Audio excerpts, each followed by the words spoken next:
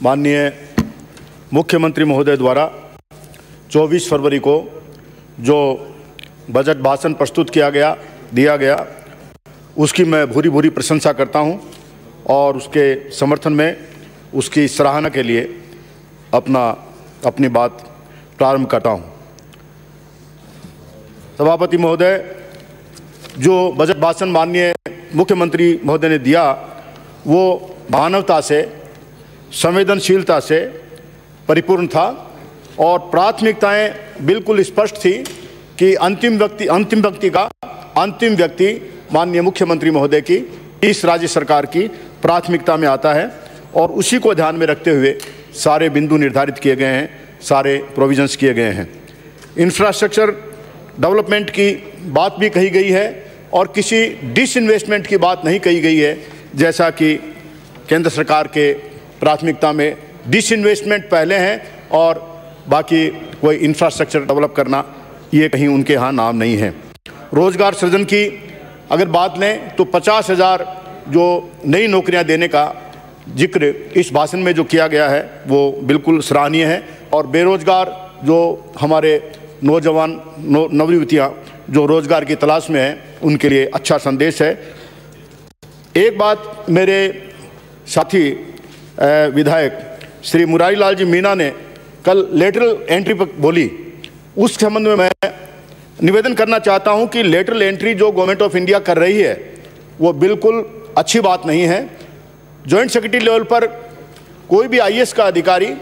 या central government का अधिकारी नियुक्त होता है, उसके पहले कई विभागों का काम वो कर चुका होता है, कई ऑफिसेज वो देख चुका होता है, बहुत ज़्यादा घाट का पानी पिया हो चुका होता है, तब जाके जॉइंट सेक्रेटरी लेवल पर वो नियुक्त होता है। और ये नियुक्ति जो की जा रही है इसका क्या कैडर है, कैडर के क्या इन्होंने निर्माण किया है और आगे भविष्य में क्या होगा, मैं इसमें एक प्रश्नवाचक चिन्ह प्रस्तुत करता हूं कि क्या हमारे प्रधानमंत्री जी को जो आईएएस का जो काडर है या सेंट्रल सर्विसेज का जो अलग अलग काडर है उनमें कोई भी व्यक्ति ऐसे नहीं मिले जो चाहते हैं जॉइंट सेक्रेटरी का काम करवाना, वो जॉइंट सेक्रेटरी का काम कराने के काबिल नहीं हो। एक बहुत बड़ा प्रश्न है और इस पर विचार करने की आवश्यकता है, इसलिए इस सदन में भी इस बात को मैं प्रस्तुत करता हूं और मेरे साथी विधायक श्री मुरारी लाल जी मीणा ने जो बात कल इस सदन में रखी उसका मैं समर्थन करता हूं। अगर बजट को विहंगम दृष्टि से देखें तो medical and health, agriculture, drinking water के लिए जैसे चाहे कुंभाराम लिफ्ट कैनाल की बात हो, चाहे जल जीवन मिशन की बात हो और चाहे ईस्टर्न रीजन के जो कैनाल प्रोजेक्ट की बात हो, चाहे एजुकेशन की बात हो, चाहे एम्प्लॉयमेंट की बात हो, चाहे इंडस्ट्रीज की बात हो, चाहे इंफ्रास्ट्रक्चर डेवलपमेंट की बात हो, चाहे सोशल जस्टिस की बात हो और चाहे राज्य को सुशासन देने की बात हो, ये सारी की सारे बातें इसमें समाविष्ट करके एक बहुत जोरदार डॉक्यूमेंट हमारे राज्य ने, माननीय मुख्यमंत्री महोदय ने, हमारे यशस्वी मुख्यमंत्री महोदय श्री अशोक गहलोत ने प्रस्तुत किया है। इसके लिए मैं उनके भूरी भूरी प्रशंसा करता हूँ। जो गत एक वर्ष कोरोना काल का जो हमारा बीता, जो महामारी की दशा में जो राज्य को, जो माननीय मुख्यमंत्री महोदय को जो परेशानी भुगतनी पड़ी है, उसका सामना उन्होंने बहुत मुस्तैदी से किया है, बहुत जोरदार ढंग से किया है। हमारा भीलवाड़ा मॉडल न केवल राजस्थान में बल्कि पूरे इंडिया में और यहाँ कहूँ कि अंतर्राष्ट्रीय स्तर पर भी प्रसिद्ध हुआ है, मशहूर हुआ है और उसकी प्रशंसा की गई है। ये माननीय मुख्यमंत्री महोदय के सुशासन का ही एक उदाहरण है। अगर अपन कोरोना की बात करें तो हमारे मुख्यमंत्री महोदय और हमारे चिकित्सा और स्वास्थ्य मंत्री महोदय ने जिस प्रकार से मैनेज किया, जिस प्रकार से एडमिनिस्टर किया और जिस प्रकार से सारी दबाव होने के बावजूद, सारी परेशानियां होने के बावजूद राजस्थान में कोरोना के इस महामारी का सामना किया और जनता को सुरक्षित किया, उसके लिए ये दोनों के दोनों और इनकी पूरी की पूरी टीम सराहना के काबिल है। इनकी मैं सराहना करता हूं और इसी क्रम में मैं निवेदन करता हूं कि जो RT-PCR की जांचें और सभी जांचें जो सभी जिलों में निःशुल्क की गई, वो एक बहुत बड़ा कदम था। इसी प्रकार से वीडियो कॉन्फ्रेंसिंग के माध्यम से घंटों घंटों बैठ करके समाज के हर वर्ग से, हर व्यक्ति से, चाहे वो कोई भी व्यक्ति है, चाहे विधायक है, चाहे धर्मगुरु है, चाहे वो डॉक्टर है, चाहे मीडिया का आदमी है, चाहे कोई प्रशासनिक अधिकारी है, चाहे पुलिस का अधिकारी है, चाहे कोई भी व्यक्ति है, माननीय मुख्यमंत्री महोदय ने सीधी वर्चुअल बात की है और बात करके उनकी राय को बहुत ज़्यादा तरजीह दी है। इसी प्रकार से कोई भी भूखा नहीं सोए, ये एक थीम लेके चले थे और इस थीम पर हमारा जो शासन है, हमारा जो मुख्यमंत्री है, हमारा जो राज्य है, वो बिल्कुल खरा उतरा है और किसी को भी भूखा नहीं सोने दिया। एक बहुत बड़ी बात है। विशेष पैकेज भी दिए और 33 लाख असहाय और निराश्रित मजदूरों को 3,500 रुपये प्रति परिवार के हिसाब से 1155 करोड़ रुपए का जो पैकेज दिया और आगे भी इस बजट में 1,000 रुपये प्रति परिवार के हिसाब से जो अंतिम किस्त देने की बात कही गई है, वो बहुत सराहनीय है। स्ट्रीट वेंडर्स और सर्विस सेक्टर के युवाओं को बेरोजगार के लिए जो इंदिरा गांधी शहरी क्रेडिट कार्ड, राजीव गांधी शहरी क्रेडिट कार्ड जो जारी करने की बात कही गई है और 5,000 रुपये ब्याज मुक्त ऋण देने की बात कही गई है, वो भी मैं उसकी बहुत बहुत सराहना करता हूँ। मेरे विधानसभा क्षेत्र में आता हूँ। मेरे विधानसभा क्षेत्र में माननीय मुख्यमंत्री महोदय ने इस बजट के द्वारा पिलानी विधानसभा क्षेत्र में एक पॉलिटेक्निक कॉलेज दी है, उसके लिए मैं बहुत आभारी हूँ। इसी प्रकार से पिलानी में और विद्या विहार दोनों नगर पालिकाओं में सीवरेज की योजना लागू करने की घोषणा की है, उसके लिए मैं बहुत बड़ा आभारी हूं। और इसी प्रकार से जो गत बजट में उन्होंने पंचायत समिति और कृषि उपज मंडी समिति जो हमको दी थी, चिड़ाव में जो गवर्नमेंट कॉलेज दी थी, इन तीनों संस्थाओं के लिए आभार प्रकट करते हुए निवेदन करता हूं कि इन तीनों के भवन निर्माण के लिए और सुसंचालन के लिए और भी जो प्रावधान वित्तीय है वो करने का कष्ट करें। वैसे सदन के जानकारी के लिए बताना चाहता हूं कि चिड़ाव में पिछले बजट में जो उन्होंने घोषणा की थी वो कॉलेज चालू भी हो गया है और एडमिशन्स फुल स्विंग में है, अच्छी तरह कॉलेज चल रही है, किसी प्रकार की कोई दिक्कत नहीं है। मेरे विधानसभा क्षेत्र की सबसे बड़ी समस्या माननीय सभापति महोदय ड्रिंकिंग वाटर की है, पानी की है। पानी के लिए त्राही त्राही गर्मियों में होने वाली है, इसलिए मैं इस सदन के मार्फत राज्य सरकार से, माननीय मुख्यमंत्री महोदय से और हमारे जलदाय मंत्री महोदय हैं उनसे निवेदन करना चाहता हूं कि पिलानी का सर्वे हो चुका है, वहां का अंडरग्राउंड वाटर लेवल बहुत नीचे जा चुका है, इसलिए पिलानी के लिए और पिलानी विधानसभा क्षेत्र के लिए ड्रिंकिंग वाटर की विशेष तौर से व्यवस्था की जाए, अन्यथा गर्मी जो आने वाली गर्मी है उसमें बहुत स्थिति विकट हो जाएगी। जल जीवन मिशन के माध्यम से हमको जो जोड़ा गया है, कुंभाराम लिफ्ट कैनाल के माध्यम से जो हमारे 7,700 करोड़ की जो योजना जो बनाई गई है, जिसमें चिड़ावा कस्बा और अन्य कस्बे और जो गाँव है वो लाभान्वित होंगे, उसके लिए मैं निवेदन करता हूं कि इस योजना को जल्दी से जल्दी चालू किया जाए और क्रियान्वित किया जाए ताकि हमारी पेयजल की जो समस्या है उसका समाधान हो सके।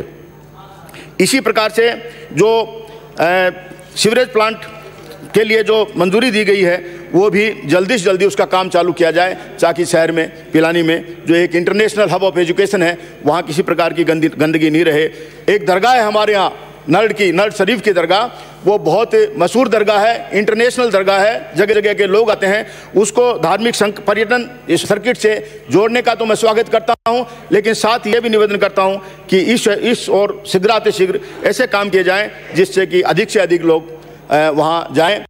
माननीय सभापति महोदय, मैं यहाँ चिकित्सा और स्वास्थ्य मंत्री हमारे बैठे हैं, मैंने पहले भी निवेदन उनको किया है और आज सदन में भी मैं निवेदन करना चाहता हूँ कि मेरे विधानसभा क्षेत्र पिलानी में घूमनसर कला और लांबा में पीएचसी की अत्यंत आवश्यकता है और वहाँ के लिए उनसे निवेदन करता हूँ कि पीएचसी वो शीघ्र खोलने की घोषणा करें तथा चिड़ावा सीएचसी में और पिलानी तथा मंडला सीएचसी में जो बेड्स की संख्या है बेड्स बढ़ाएं। पिछली बार मैंने चिकित्सा और स्वास्थ्य मंत्री महोदय का ध्यान आकर्षित करना चाहता हूं कि मैंने बेड्स की संख्या बढ़ाने के लिए उनसे निवेदन किया था सीएचसी चिड़ावा के लिए। उम्मीद करता हूं कि इस बार वहां बेड्स बढ़ेंगे और सुविधाएं आगे और आएंगी। राइट टू हेल्थ और जो अन्य जो योजनाएं अच्छी योजनाएं जो माननीय मुख्यमंत्री महोदय ने इस बजट में दी है, राष्ट्रीय स्वास्थ्य मिशन के अंतर्गत जो 11,000 प्राथमिक स्वास्थ्य केंद्रों और शहरी स्वास्थ्य केंद्रों,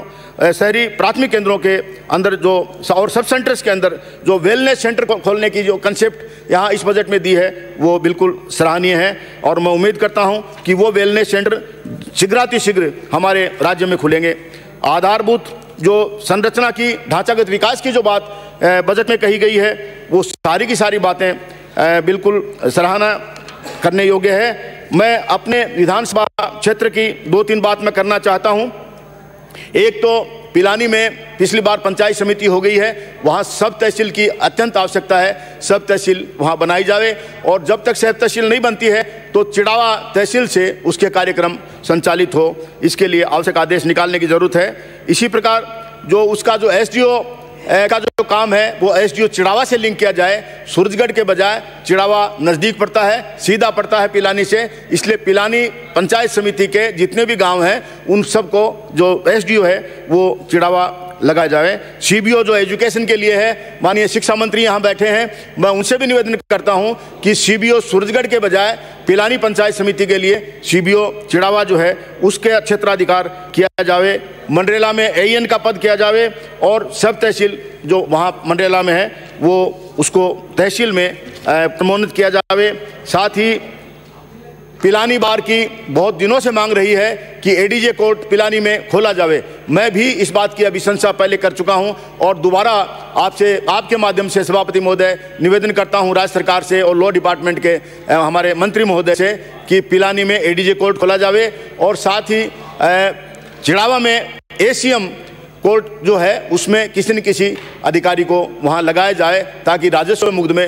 जो बहुत सालों से पेंडिंग है और गांव के लोगों का कि जो हरेसमेंट होता है वो हरेसमेंट बिल्कुल शीघ्रातिशीघ्र रुक जाए।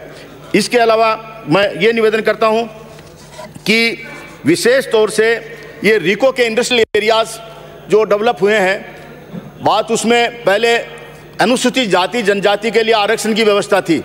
अभी जो लेटेस्ट इंडस्ट्रियल एरियाज डेवलप होते हुए उसके डॉक्यूमेंटेशन जो हो रहे हैं, उसकी जो वैकेंसीज निकाली जा रही है लैंड अलॉटमेंट के लिए, उसमें 5% का प्रावधान किया गया है, जबकि पहले पूरा प्रावधान था। और उस 5% में भी एससी एसटी और सामान्य महिला का प्रावधान किया गया है। मैं उम्मीद करता हूं कि ईश्वर हमारे उद्योग मंत्री महोदय यहाँ बैठे हैं, उसको देखेंगे, ये एनोमली है, इसको बिल्कुल दूर करना चाहिए। सामाजिक सुरक्षा की दृष्टि से अगर देखें तो मुख्यमंत्री महोदय की अनुप्रति कोचिंग योजना, इसी प्रकार से डीबीटी वाउचर योजना, 1 लाख मॉडल रेजिडेंशियल स्कूल जो देने की योजना, अल्पसंख्यक क्षेत्रों में अल्पसंख्यक छात्राओं के लिए छात्रावास बनाने की योजना, एससी एसटी के लिए सर्वांगीण विकास हेतु 10 करोड़ राशि की उत्थान कोष की स्थापना, आंगनबाड़ी की दिशा सुधारने के लिए नंद घर की योजना और महिला की समस्याओं के लिए इंदिरा महिला शक्ति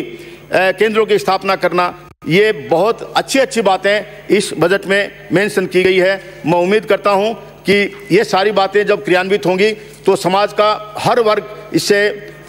लाभान्वित होगा। दूसरा एक निवेदन मैं आपके माध्यम से और करता हूं। मैं सभापति महोदय जब राजस्थान का पंचायती राज कमिश्नर था और सेक्रेटरी टू गवर्नमेंट भी था, जब राजस्थान रूरल डेवलपमेंट सर्विस की संरचना की गई थी और ये सोचा गया था कि अलग से इसका एक काडर बनाया जावे, राजस्थान रूरल डेवलपमेंट सर्विस के अधिकारी आरपीएससी के माध्यम से नियुक्त किए जावे और उनको प्रमोशन के एवेन्यूज भी मिले। बड़े विस्मय की बात है कि 8 फरवरी 2004 को राजस्थान ग्रामीण विकास सेवा परिषद के अधिकारियों ने, जो आज विकास अधिकारी लगे हुए हैं, उन्होंने बड़े भारी दिल से अपना ज्ञापन सरकार को दिया है और निवेदन किया कि उनका ढंग से काडर डेवलप किया जावे, काडर की संरचना की जावे और उनके प्रमोशन एवेन्यूज खोले जावें। क्योंकि बहुत युवा अधिकारी आरपीएससी के माध्यम से आते हैं, अगर खाली आप उनको बीडीओ नियुक्त करो और बीडीओ ही रिटायर कर दोगे तो मेरे विचार से ये ठीक नहीं है। जब ये काडर का इस नियुक्ति का प्रस्ताव हमने दिया था आरपीएससी को, तो उसके पीछे शायद फाइलों में कहीं न कहीं मिलेगा। ये हमारी अवधारणा थी कि इनको 2-3 प्रमोशन तो कम से कम मिलने चाहिए। इनके साथ के जो अधिकारी हैं, जो दूसरी सर्विसेज में आए हैं, उनको 2-2, 3-3 प्रमोशन मिल चुके हैं। इसी प्रकार से जो हमारे धरने पर कुछ दिनों पहले 2013 के नर्सिंग कर्मचारी और एलडीसी के लैब टेक्नीशियन के एकीकृत ग्राम बेरोजगार संघ के द्वारा जो ज्ञापन दिए गए हैं, पटवारियों की जो समस्या है, उस समस्याओं की ओर भी एक सुशासन जो सरकार देती है, उसकी मेरे विचार से उसका कर्तव्य बनता है कि इनकी समस्याओं की ओर संवेदनशीलता के अनुसार देखा जावे। एक अच्छी सरकार हम दे रहे हैं तो ये भी हमारे ही अंग है और इनकी समस्याओं का निदान किया जावे। अंत में मैं ये निवेदन करना चाहता हूं सभापति महोदय कि माननीय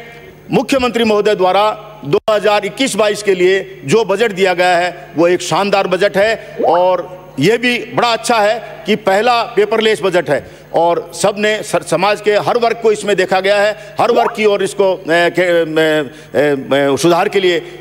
बिंदु दिए गए हैं। और मैं उम्मीद करता हूं कि ये बजट पूरी तरह क्रियान्वित होगा और माननीय मुख्यमंत्री महोदय इस राज्य को, हमारी ये जो सरकार है कांग्रेस की, इस राज्य को एक अच्छा सुशासन इस बजट के माध्यम से दे पाएगी, अच्छी तरह हमारा विकास होगा। बहुत बहुत धन्यवाद, आपने समय दिया इसके लिए धन्यवाद। Thank you very much.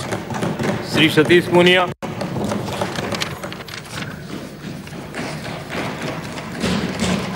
धन्यवाद सभापति महोदय।